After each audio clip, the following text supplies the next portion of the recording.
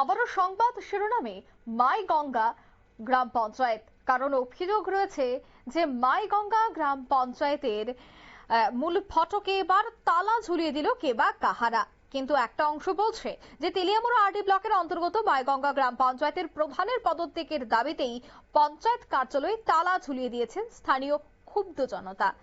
সঙ্গে সঙ্গে পুলিশকে খবর দেওয়া হয়, পুলিশ ঘটনাস্থলে ছুটে আসে। কি বলছেন পুলিশ আধিকারিক শোনাচ্ছি।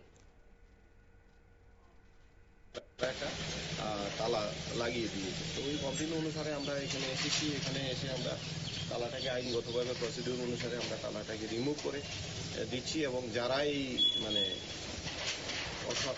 অসামাজিক কাজের সাথে জড়িত থাকবে তাদের বিরুদ্ধে আমরা আইনগতভাবে ব্যবস্থা নেব। এটা অনেকটা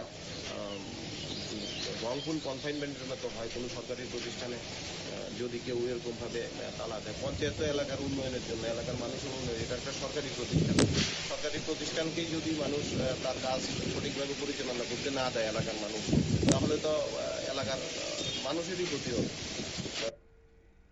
আপনারা শুনলেন পুলিশের বক্তব্য এবং তারা জানাচ্ছেন যে যারা এই পঞ্চায়েত কার্যালয়ে তালা ঝুলিয়েছে তাদের বিরুদ্ধে আইনি ব্যবস্থা গ্রহণ করা হবে। পুলিশ তদন্ত করে দেখছে কারা এই ঘটনার সাথে জড়িত রয়েছে, কারণ কোন সরকারি অফিসে এভাবে তালা ঝুলিয়ে দেওয়া একটি অপরাধমূলক কাজ।